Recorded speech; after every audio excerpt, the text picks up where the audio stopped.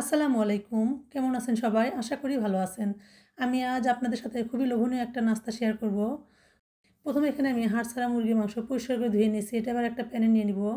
তারপর দেব সামান্য লবণ, মরিচের গুঁড়া, কালো গোলমরিচের গুঁড়া, আদা বাটা, রসুন বাটা। তো পরিমাণ মতো পানি দিয়ে মাংসটাকে আমি সিদ্ধ করে নিব।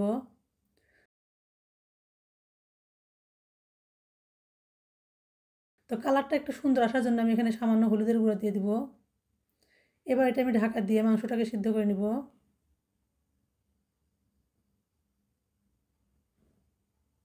তো পানিটা যখন এরকম কমে আসবে তখন আমি এটা একটু আবারও নেড়েচেড়ে দিয়ে রেখে দেবো। তো পানিটা যখন এরকম শুকিয়ে আসবে তখন এটা আমি চুলা থেকে নামিয়ে ঠান্ডা করে নিব। তারপর এটা একটা ব্লেন্ডার জারে নিয়ে আমি এটা ব্লেন্ড করে নিব। অবশ্যই কিন্তু এটা ঠান্ডা করে তারপর এটা ব্লেন্ড করবেন। এবার এগুলো আমি একটা বাটিতে নিয়ে নিব। এরপরে একটা প্যানে আমি পরিমাণ মতো সয়াবিন তেল দিয়ে দিব। তারপর এখানে আমি কাঁচামরিচ কুচি দিয়ে দিব আর পেঁয়াজ কুচি দিয়ে দিব। পেঁয়াজ ও কাঁচামরিচ কুচিগুলোকে একটু কিছুক্ষণ ভেজে নিব। তারপর এখানে আমি দিয়ে দেবো সামান্য লবণ। লবণ দিয়ে আবারও নেড়েচেড়ে ভেজে নিব। তারপর দেব আদা বাটা, রসুন বাটা,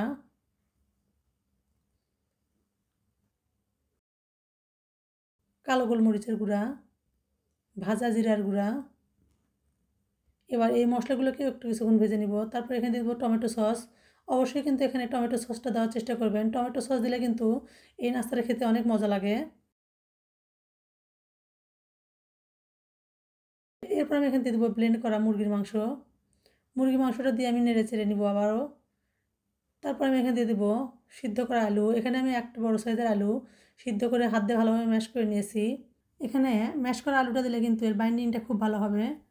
তারপর আমি এখানে সবশেষে দিয়ে দেবো ধনিয়া পাতা কুচি। ধনিয়া পাতা কুচিটা দিয়ে আমি কিছুক্ষণ নেড়েচেড়ে এটা চুলা থেকে নামিয়ে নিব। তারপর এটা আমি হালকা ঠান্ডা করে নিব। নিয়ে হাত দিয়ে এটা ছোট ছোট বলের শেপ দিয়ে নিব। তো এভাবে আমি সবগুলো নাস্তায় বলের শেপ দিয়ে নিব।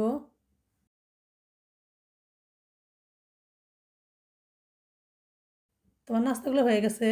এবার একটা বাটিতে আমি ২টা ডিম ফেটিয়ে নিব। এবার এই ডিমের গোলায় আমি এই নাস্তাগুলো চুবিয়ে ব্রেড ক্রামে কোট করে নিব।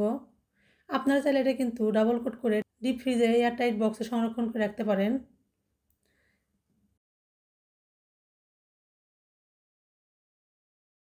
এবার একটা কড়াইয়ে আমি পরিমাণ মতো সয়াবিন তেল দিয়ে এই নাস্তাগুলো দিয়ে আমি মাঝারি আঁচে এই নাস্তাগুলো উল্টে পাল্টে সুন্দর একটা কালার আসা পর্যন্ত ভেজে নিব। তো আমার নাস্তাগুলো ভাজা হয়ে গেছে। এবার এগুলো তেল ঝরিয়ে উঠে নিব। তো কালারটা দেখে হয়তো বুঝতেছেন কতটা সুন্দর লোভনীয় হয়েছে। আর খেতেও কিন্তু অনেক মজা লাগে। আল্লাহ হাফেজ।